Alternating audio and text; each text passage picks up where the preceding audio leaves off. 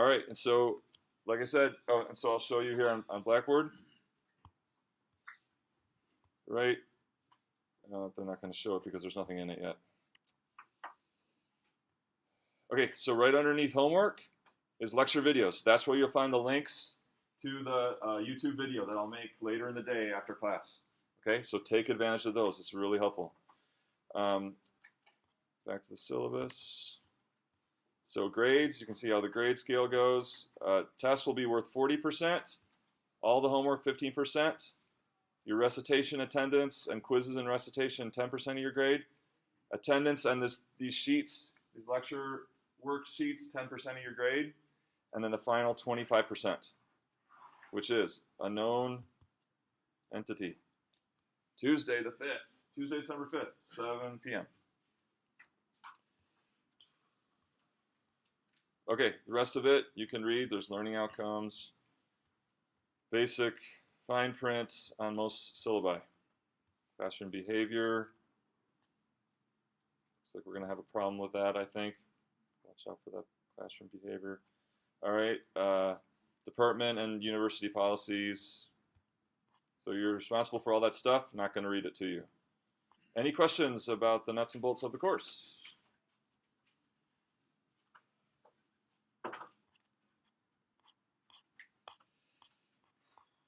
Okay, and so then, like I said, your homework is going to be on a regular basis. You're going to have these web work assignments, and then occasionally the written assignments.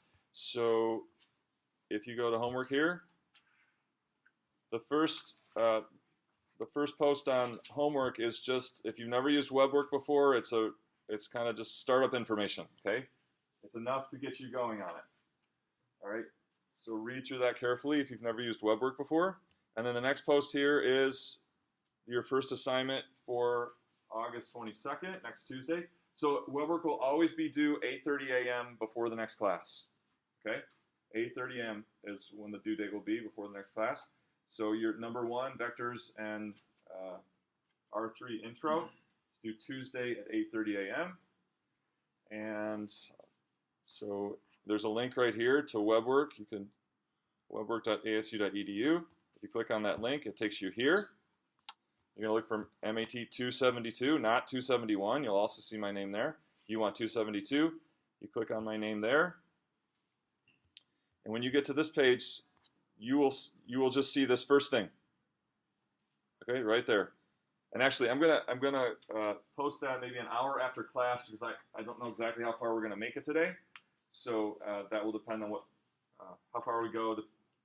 What's on that assignment depends on what we do today in class. So you'll just see this first one, O1 vectors and R3 intro, and you'll click on that. And you'll see you can go to any individual problem. And then you'll see you'll have some number of attempts, usually either 5 or 3 attempts, okay? So just keep track of your attempts. And then say I click on problem 3 here. I just want to point out, in order to preserve attempts, this preview my answers is a really important feature of this system. Once you put in an answer, whether that's just a number or it's an expression, click preview my answer and it will give you a little bit of feedback on to what it's reading that you wrote, right? So if I put in 5 minus pi divided by e to the 6th, I can go to preview answer. And I get a nice image of what I put in there. And I think, oh no, I meant the quantity 5 minus pi divided by e to the 6th. So I just saved myself an attempt, right? So if I would have done, you know, like, I don't know, was it submit or something? Check answer or submit, then that would take away an attempt. But this preview answer now, I didn't use an attempt, and I got to see, oh, this is not what I meant to tell WebWork. What I meant to tell WebWork was quantity 5 minus pi. And now I want to preview again. There we go. That's what I wanted. 5 minus pi all over e to the 6th. That's what I really wanted. I still have all my attempts. I didn't waste an attempt to do that. It also might give you, if you're putting variables in, it might give you some feedback like, variable t is not recognized in this problem. And it just gave you a hint that you should not be putting a t in your answer. Okay? Maybe you're supposed to put x or y or something, but you put t for what you had a typo. Okay? Again, you just got yourself some information without wasting an attempt. Okay? So use the preview answer button. It's really, really helpful. Okay? This is really wrong for this question. It's extremely wrong. Okay. All right. So we can see that. Check answer. Red for wrong. Okay. If you get green, okay, so if you get green correct and a green border around your problem, you're done with the problem. All right. So all green, right? So sometimes there's multi-parts. What you're going for is all greens in the boxes and all greens in the feedback. Once that happens, you're done with the problem. There's no additional submit. There's no emailing in me and saying, I'm finished with problem 4 and I got it right. Once you see all green, it's all recorded. Your score, you got full credit. Okay? There's nothing else to do. And then again, back in the homework section, there's some more things I didn't mention just now. Read through the startup instructions if you've never done web work before. That's all the basic things you need to do it. And then there's the email instructor button. You can use that. Just use that button. So if you have a problem on this question, use that button. Don't start a new email from your inbox, because when you use the email instructor button, I get a link right to your problem. Okay. So if you have a question about the web work, use the email instructor. Don't email me directly. Okay. All right. Any questions about web work? First assignment due 8:30 a.m. Tuesday, based on today's stuff. Any questions on that? All right, so any questions you can think of before we start the real stuff here? Okay, yes, please. Yes, go to recitation today. So just so you know where the classroom is, and you get to meet Key. Key is your recitation leader, and so you can meet him and find the room, and he's going to take attendance, okay? So yes, go to recitation today. Yeah. Even if you don't have it? No. Yeah. If you have Thursday recitation, go today. And then if you have Tuesday recitation, you go Tuesday. Yeah. Okay, other questions? Key's the man. Key is your key. Key. Certified calculus genius. Key. All right, and he'll tell you his office hours. Again, my office hours are on the syllabus, but they're Monday, Tuesday, Thursday, 3:15 to 4:30. All right, let's start some math. So in the past, I've had the exams outside of class in the evenings. We're not going to do that. We're going to do the exams in class. Well, that means we lose like a week and a half of class to exams. So I hate going too fast, but sometimes it's going to feel like we're really cruising because we have to, okay? So that's what the videos are for, and that's what office hours are for. You have to really put in the work outside of class to catch up what you miss in class. Okay. So, like I said, this is a course in vector calculus, so we better understand vectors really well. So this first day is going to be a lot about vectors.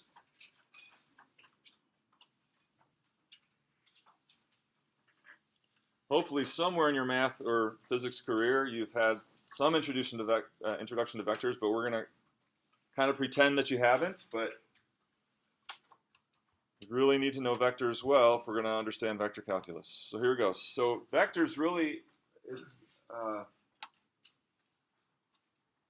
having vectors means it's in relation to what scalars are. So scalars are quantities or properties that just have amount or magnitude, but they don't have a direction associated with them. So what kind of things are those? What kind of quantities don't have a direction associated? Shout them out. Speed. Speed, okay. But we could put a direction with speed. That's true. What other kinds of things have? Money in your pocket. All right, so cost or amount of money. That's true. Mass doesn't have direction. Temperatures was one I could mass. Okay. time elapsed, right? How much time has gone by? That doesn't have direction. Volume doesn't have direction. So these are all examples of things that don't have direction. All right, so vectors then have magnitude, but then also have an associated direction with them. So quantities that have an associated direction. So force, right? Force, there's an amount of force, but then what direction is the push, right? What direction is the push? Momentum is another one. Okay, so probably the most common types of vectors, the first is displacement. This is the most common types of vector you'll see. What is a displacement? Change in position. You were here to start, or something was in a starting point, and then it was somewhere else. And having that change in position consists of a distance and a direction, right? So then just the distance without the direction would be a scalar. So when we say distance, we're just going to mean a numerical amount, right? A numerical value. When we say displacement, then we're going to also put direction on that, right? A distance in a certain direction. And then we have the same kind of idea with velocity. Velocity is a certain speed and the direction you're going in, so it's a vector. And so then just the speed would be the scalar quantity, just how fast. So these bottom four are we're in terms of applications and context, we'll see these a lot, okay? So questions about difference between vectors and scalars. Okay, so that's just what we're about. Okay, so how do we represent them? They're represented visually with an arrow, right? Because arrows have these two qualities that we're talking about. They have an amount represented by the length of the arrow, and then they have a direction, the direction that's pointing, right? So the direction the arrow points is the vector's direction, and the arrow's length corresponds to the magnitude of that quantity.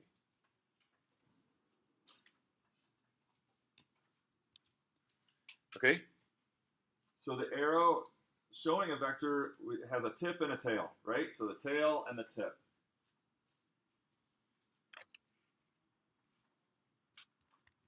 Also, the tail might be called the initial point. So we might call that the initial point. And the tip, the terminal point. So tail we'll also call initial. Tip, terminal.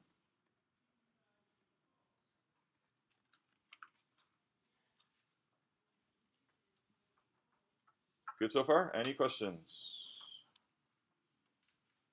Okay, symbolically, you either write, you'll see them in print as a bold letter, lowercase, right? A lowercase bold letter, or a lowercase letter with an arrow. So when you're writing vectors, you're going to put an arrow over the top because you can't really write in bold.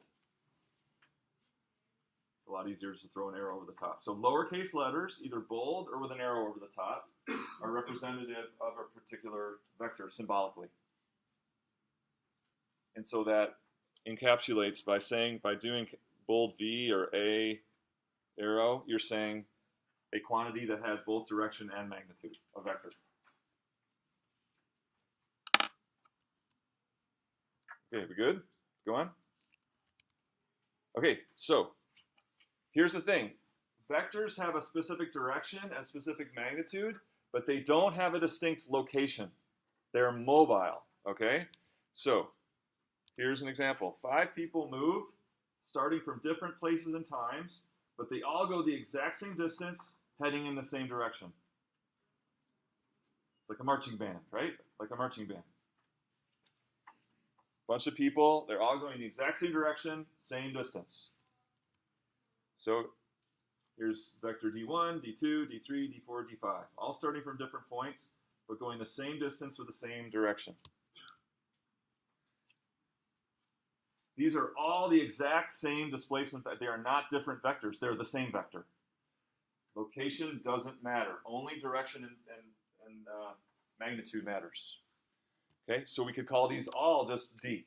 Okay, we call all these vectors just D because they're the same vector. So another way to think of this is vectors are mobile.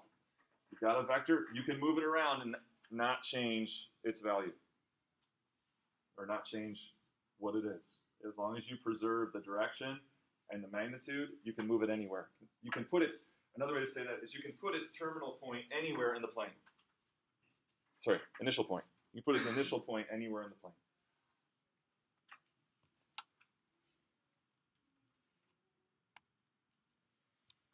Okay, adding vectors. All right, just like we can add scalars, 3 plus 5 is 8. We can add vectors, but because direction's involved, it's a little more complicated than that. So here's, if we want to add together vectors A and B, to do that, what we say, so actually, let's see, it's going to be, I think, B plus A. Yeah, so to do that, we want to, we're going to add B plus A. We're going to put tip to tail, so we're going to take the tail of A and put it on the tip of B, if I'm going to do B plus A. All right, and so then the sum is the one vector that has the same result of kind of applying those two vectors in succession. So if I apply vector B first and then start there and apply vector A, what's the one vector that has the same end result? Where does it start? It starts at the tail of B, and where does it end? The tip of A. Okay, so the sum is a single vector that results in the same outcome as the original vectors applied in succession. So this blue one is the vector B plus A.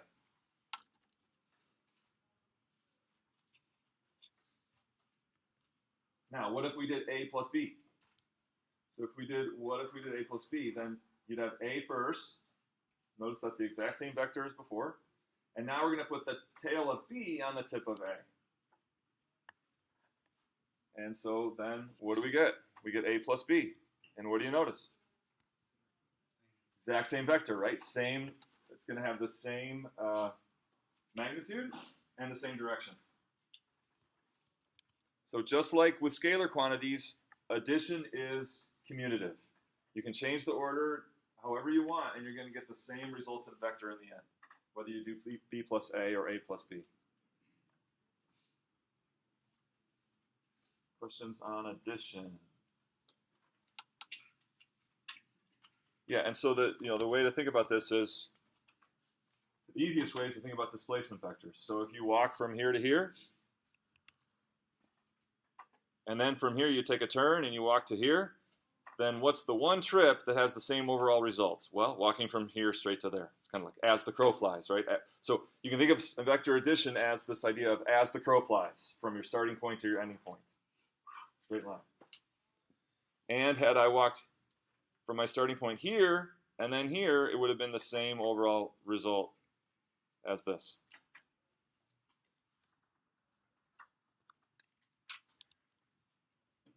Okay, subtraction, a little bit trickier, okay? There's a little bit more here. It's addition a little easier. So the first thing you think about with subtracting vectors is to just, instead of subtracting, add the opposite of the second vector. So you can make it into a vector addition problem. So what do we mean by the opposite? So example, I want to do B minus A. I want to do B minus A. So instead, I want to change this into vector B plus the opposite of vector A.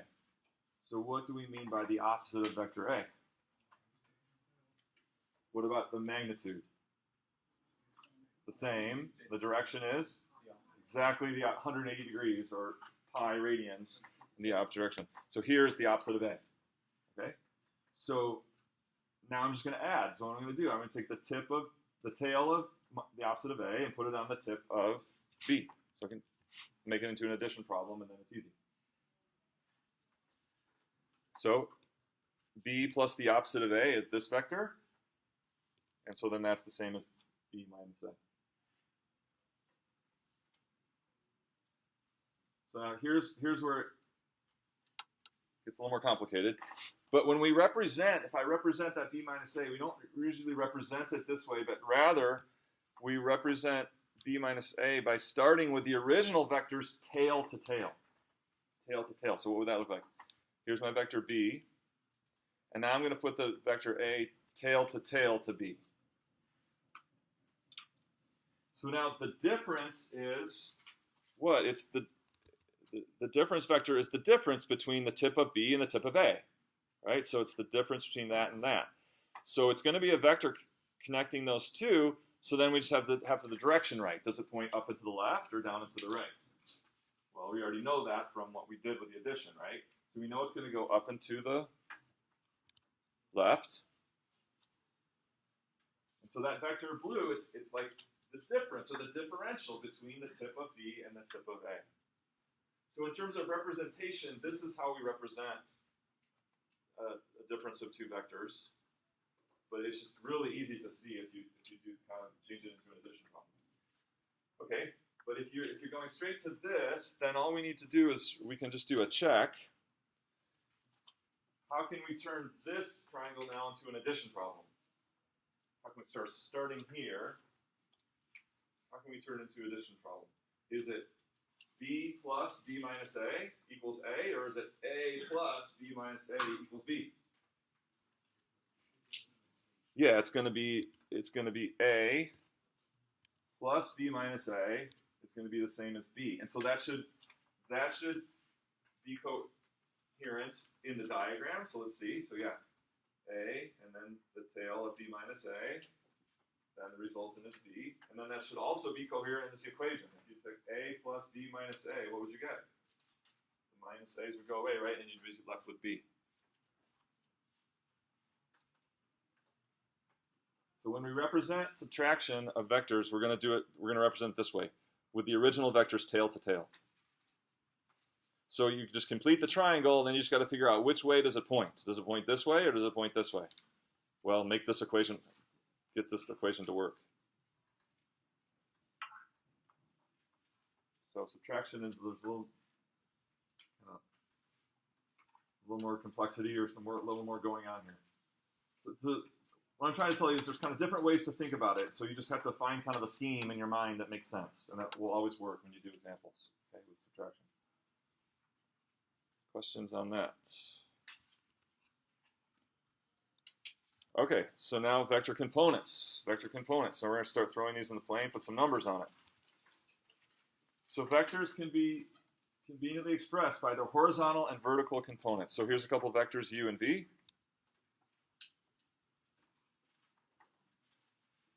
And so it's like we can break up u into the amount of u that's horizontal and the amount of u that's vertical. So the amount of u that's horizontal is like -1. And the amount of u that's vertical is 2. So it's kind of like breaking it up into the sum. What sum of a horizontal and vertical vector would result in u?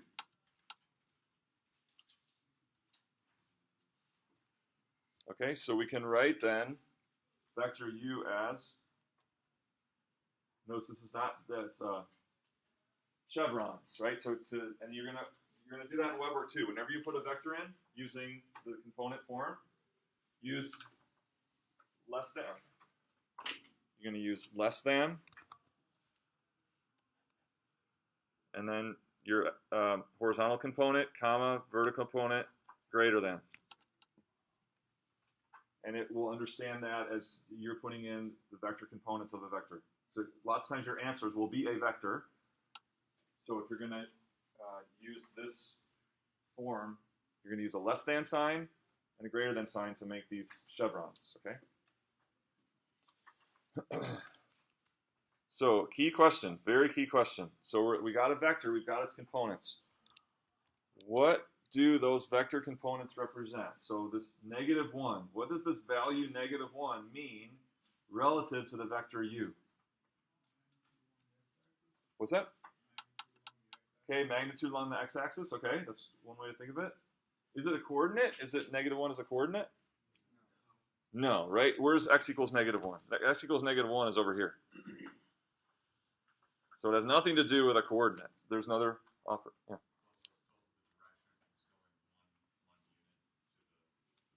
Okay, 1 unit to the left. Okay, that's right.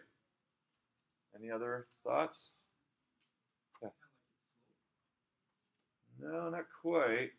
Because it would be like the run. It would be something like the run of the slope. So just the -1 might be the run relative to the slope of the vector.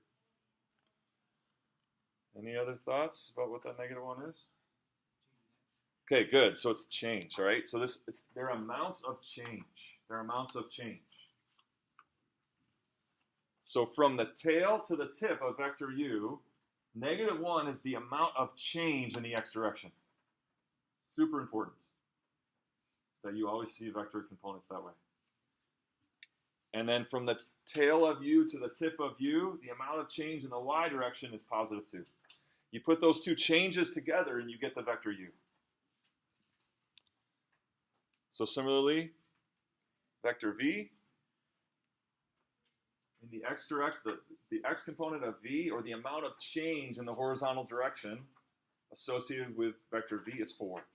And the amount of change in the vertical direction associated with vector v is -2. Okay, so components are really, really useful because then we can, when we're combining vectors like adding and subtracting vectors, we've always got the x change of all the vectors. We always got the y change of all the vectors, so we can add apples to apples and oranges to oranges, right? So it makes addition and subtraction super easy. So let's do the sum here. Oh, before we do that, so let's talk about unit basis vectors. Okay, unit basis. A unit vector has a magnitude of 1. So in the Cartesian plane, there are two very special unit vectors. This one, I. What are the components of I? 1, 0. Okay, 1, 0. This is a very special unit vector because it represents a 1 unit change in the x direction. And then we have j. Components? 0, 1. So with these two vectors, we can combine a certain number of i's and j's combined can make any vector in the plane, right? So by combining a linear combination, all the linear combinations of I and j can create every possible vector in the plane. Okay, so these are the unit basis vectors. They're a basis for every vector in the plane, and they're unit because they're have magnitude 1. So how would we write u using I and j? It'd be -1i plus 2j.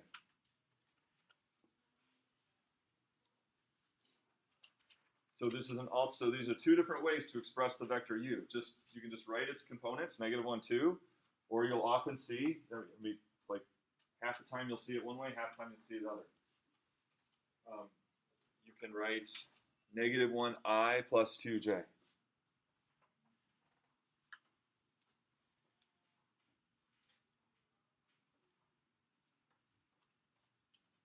Okay, so now let's go ahead and add these two vectors. Remember, vectors are mobile, so I can just take u and just move it. As long as I maintain its direction and magnitude, I put its tail on the tip of v.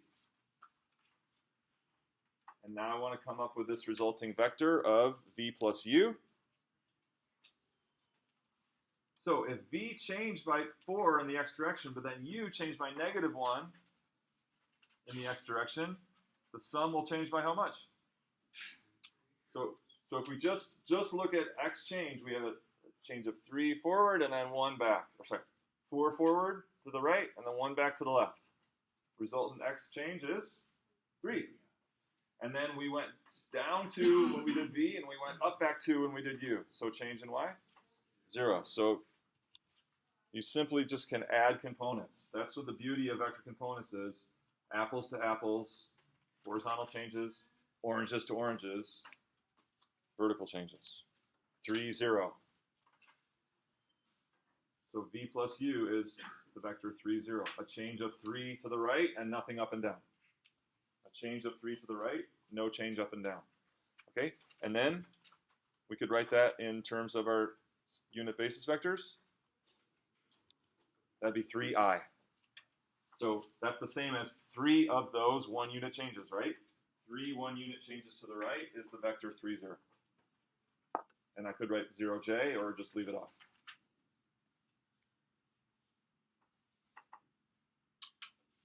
Okay. Doing good so far? Hopefully it's not too bad so far. Okay. So now, we talked before about the length of the arrow represents the magnitude of the vector. So I want you to, so there's three vectors there. I want you to find the magnitudes of those three vectors, which are synonymously the lengths of those vectors in the plane. Okay? So it may take a little bit of thinking.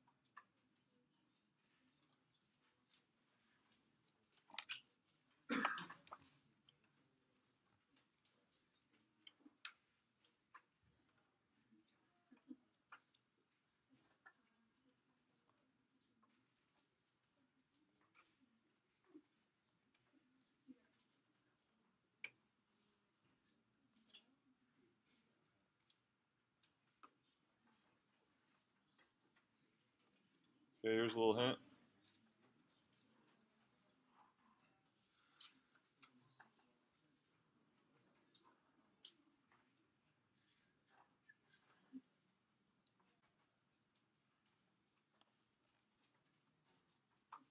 I gave you a little hint for vector v. You want to find the magnitude of vector v, okay? So finding the magnitude of the vector, what's the key principle we're going to use for that? It's a right triangle, right? So these the components, along with the vector, form a right triangle, and we're looking for the hypotenuse. So for v there, we're going to have square root of 4 squared plus 2 squared.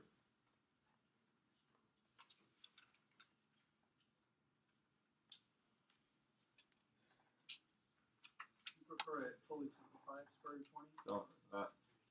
No, it's the least of my worries. Okay. How about that?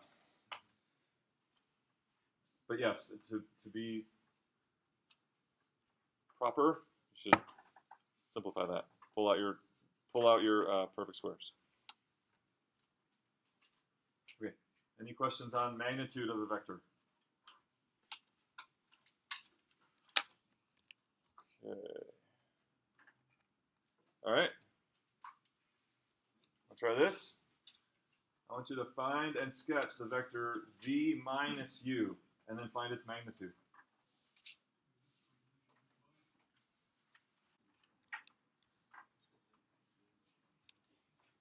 Okay, so now there's another type of, we talked about addition and subtraction.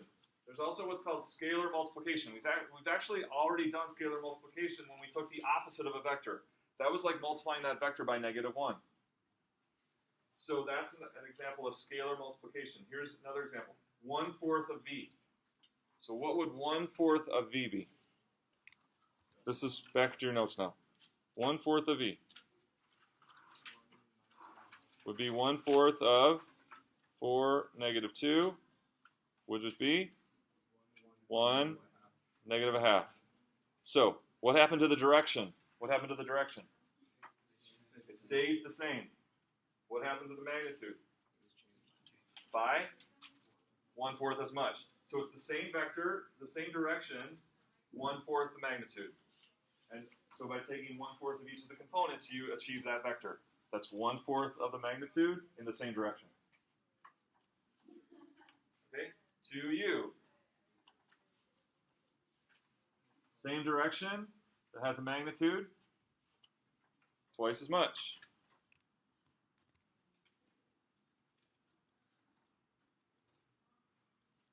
So 2u would be -2, 4. It'll go in the same direction, but it'll just go twice as far, or have twice the magnitude as u did. And then we can add those together. So now I've got two new vectors. 1/4 v is that vector. 2u is that vector. We could add those together, and then we'd have a new vector, right? So when we add those together, we get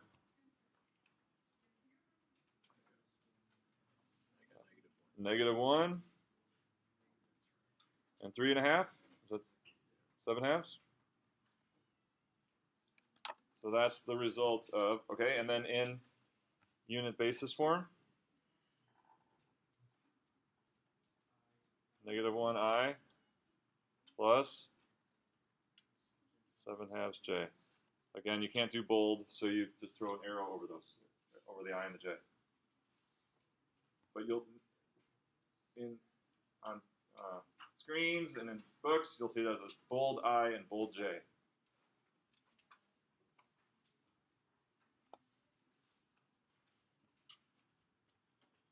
So this is more than just another way to write this. These are mathematically equivalent.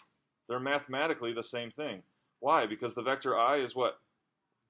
1, 0. And the vector j is 0, 1. So look, that's scalar multiplication. You're doing -1 times the components 1, 0, and 7/2 times the components 0, 1. And if you add those two together, you get -1 7/2. See that? So it's not just another representation, just another way of writing it. It's actually, they're mathematically equivalent, because I and j are the vectors 1, 0, and 0, 1. So if you do all the math, you get this. Does that make sense?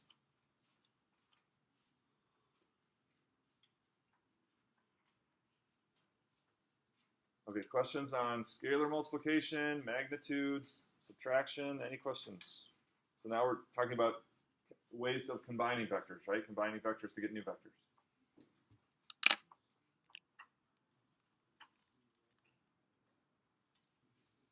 Can we go on?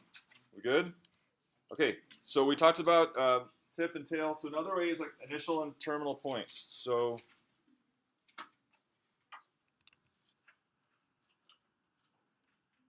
say I have initial point P, or a point P, which is 3, 2. So notice, coordinate points have parentheses. Those are locations. If you have chevrons, you have a vector, and those numbers mean what? Change. Change in x, change in y.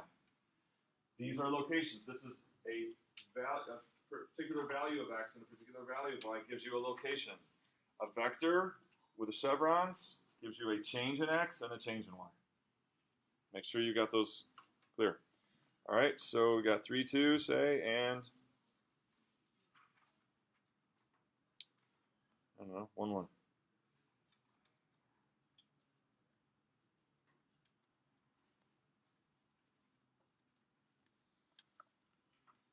So because we have 2 points, we can make a displacement vector out of that. And so we can actually make 2. We can make the vector PQ. So we just write the points like that, capital P, capital Q with an arrow over it, or QP.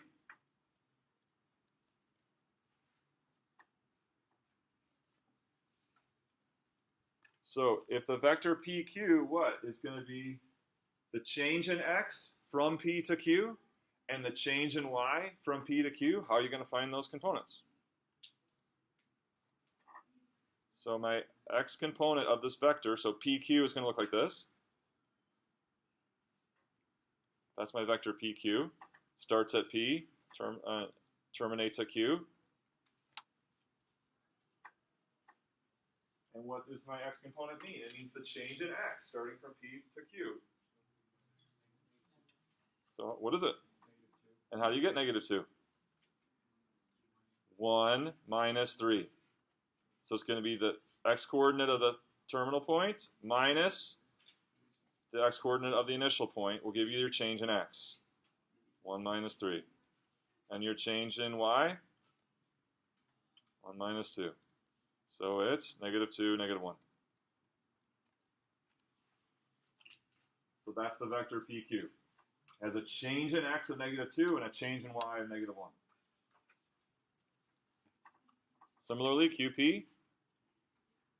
Well, QP is just going to be the opposite of PQ, right? It's the same magnitude, opposite direction. So we can just write it down. What will it be? 2, 1. Or we could take 3 minus 1 to get the change in x from Q to P, and 2 minus 1 to get the change in y from Q to P.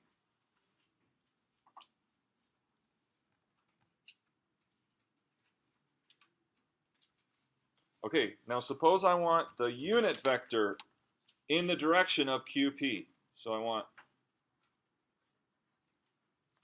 a unit vector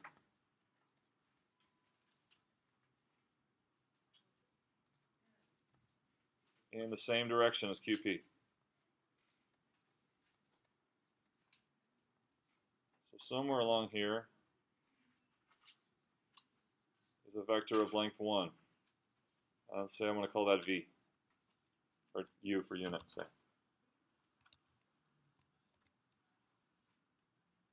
How would we do that? So I want a vector in the same direction as PQ, but it has a magnitude of 1. So if I want to have the same direction as QP, but have that vector with magnitude 1, how would I do that?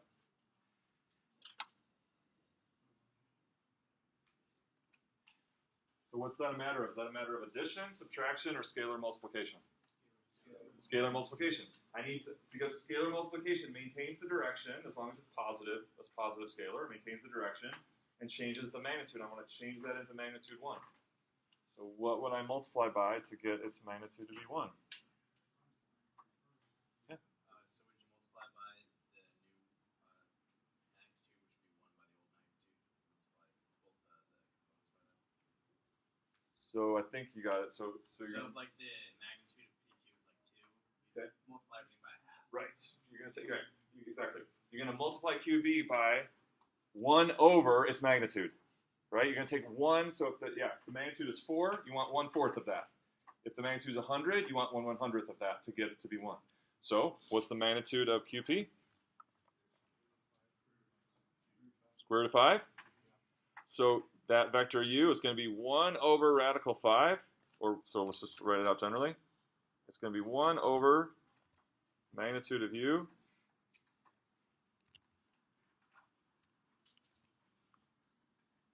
times u, or 1 over radical 5 times 2, 1. And then that would be what? 2 over radical 5, comma, 1 over radical 5. So what is that? It has the same direction as QP, but now we forced it to be magnitude 1, a unit vector. Probably.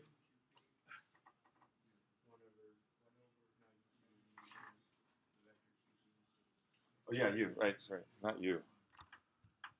I was talking, sometimes I'm talking and writing at the same time. How about that? Is that what we mean? Yes, yes, yes. Thank you. Okay, good. If you were uncomfortable, that's very good. You should have been uncomfortable. That was not good. Not good. All right, so yeah, 1 over the magnitude of our original vector times our original vector then gives us a unit vector in the direction of that original vector.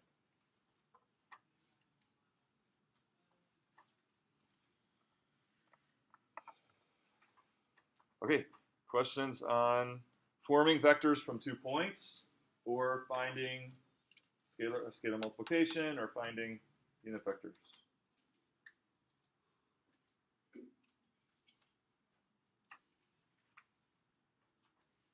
So then, here's a question to think about. I won't do it. How could I find the vector in the direction of PQ that has, say, magnitude 18? So that's what we're thinking about. I want a vector in the direction of PQ with some specified magnitude, say 18. Okay, so I'll let everyone think about that. That's a good question. Okay, it might show up in your homework. But you have everything you need, right? You have everything you need to do that. It's just a matter of kind of putting it together. Okay. Fourth example. I think we're gonna hold off on this and go to start talking about what's called the R3 coordinate system. So we'll come back to something like this on Tuesday.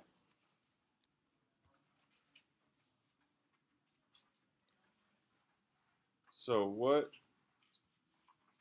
you're used to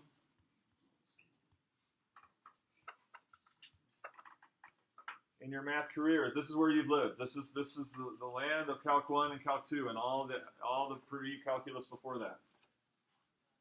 Flat land, right? Flat land. X and Y, Cartesian plane. So multivariable calculus lives in a whole new world.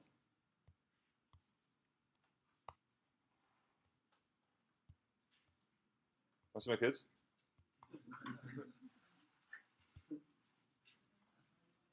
running. Running. Okay. So Calc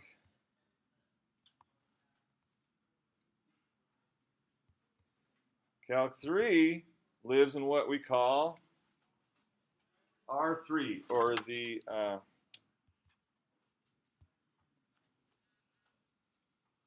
coordinate space. Coordinate space.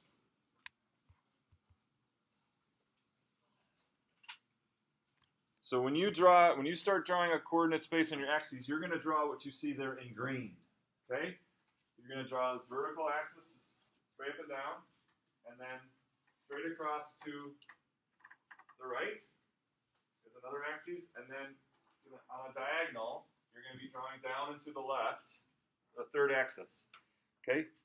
But when you draw that, what you should be thinking is that third axis, is coming straight out of your paper at you, or straight out of the board at you. And so your brain should be thinking that you're seeing something in 3 dimensions. You see that? So that third axis coming down to the left is coming right out of the screen at you, or right out of your paper at you. So make it like at a 45-degree angle. So this may be pointing kind of down. I was trying to. So kind of make that like right at a 45-degree angle is pretty good, okay? Don't make it too far pointed down, and don't make it too far pointed to the left, kind of in between. And then what you should be, your brain should then, it should be tricking your brain to think, oh, I'm looking at a room here, right? Okay, so at first thought, you might think this is the y-axis here, and this is the x-axis. Not so lucky, okay? Not so lucky. So what this is I'm gonna. You take our XY plane like this. Watch me. I'm gonna take it in my hands like this. I'm gonna pull it off like this. I'm gonna turn it this way, and I'm gonna lay it down flat. Okay, one more time. Ready? I'm gonna pull this off the board like this. I'm gonna turn it. Now I'm facing it this way, and then I'm gonna lay it down, and it becomes my horizontal plane. So what axis is this right here? Y, and then the one coming out at you is X. Either you've seen it before, or I did a really good job explaining that. Thank you. Take the credit for it. So therefore, our XY plane is the horizontal plane. And it's the same XY plane as the one you've done before. So now, instead of out to the right, X comes out at you, and now up, in the XY plane, up is to the right on your paper. Okay? Then our third axis is Z.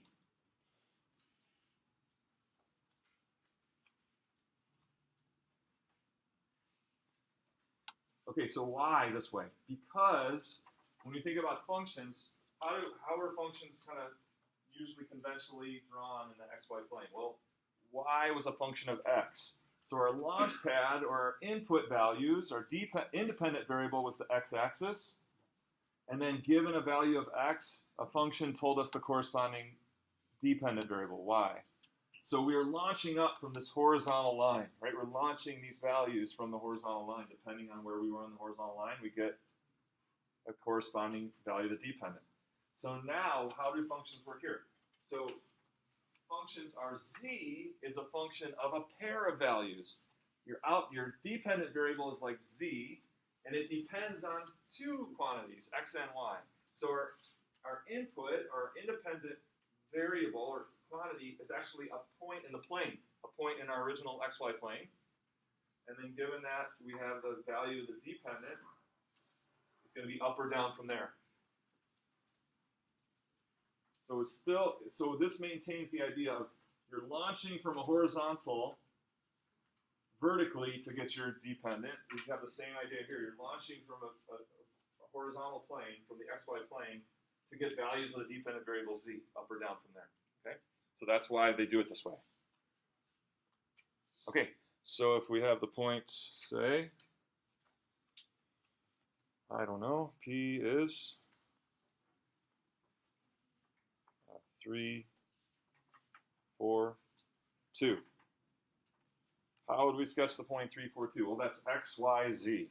So we're going to start at the origin, positive x. We're going to go, what, 3 to here?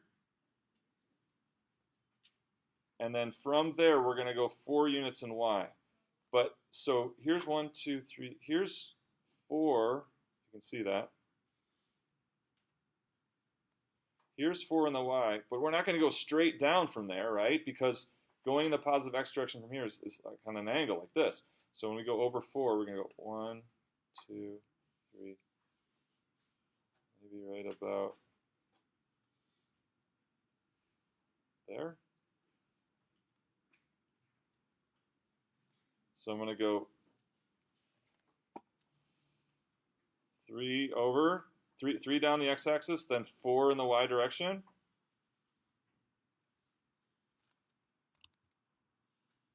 And then from there, I'm going to go 2 up. So notice that ends up on their page, it ends up below the y-axis, but it's 2 units above the y-axis. Do you see that? Because of the way we have to do this. So this is actually, what, is this higher or lower than that y-axis? 2 units higher than that, even though you're drawing it a little bit below. It's just the way that it worked out. So to really see where that point is, you can make like a sketch of a box, okay? So here's where we went in x, and then we went like this for y. Okay, and then we went up 2 to get our point. So I can, if I finish the box, you can really see, then your brain can really conceive where that point is in space.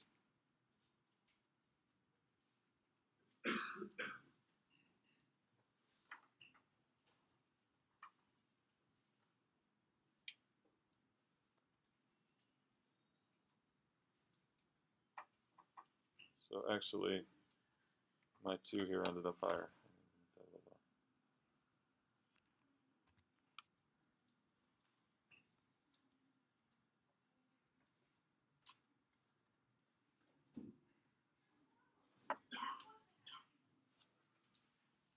So that's the point, 3, 4, 2.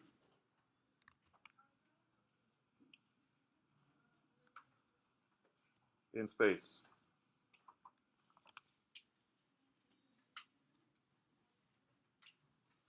Everything we draw in this coordinate space this semester is going to be a collection of points. Everything when you're looking at something in the XYZ plane, it's going to be a collection of points. Whether that's a curve, whether that's a surface, or that's a solid, something that's filled in. All of those things are nothing more than a collection of points. So we better know how to graph one point. Okay? And, yeah, good. Don't despise humble beginnings. Okay? All right. So let's just quickly talk about where's the XZ plane. So there's the XZ plane. Where's that? That's a vertical plane cutting into the board, right? Cutting into the screen.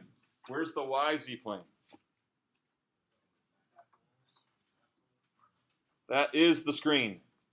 The YZ plane is the screen. Do you see that? And then the XY plane. What kind of plane is that? Horizontal, right? That's a horizontal plane cutting through the screen. So there's the vertical plane cutting through the screen, XZ. The horizontal plane, XY, cutting through the plane, and then the plane of the screen, or your paper, is the YZ plane. Okay, is our point closest to the XZ plane, the YZ plane, or the XY plane? Is it closest to which of those 3 planes? It's 2 units away from the XY plane, so it's closest to the XY plane. Okay, so the projection of that point into the XY plane has what coordinates? Call it Q. What are the coordinates of the projection of that point into the XY plane?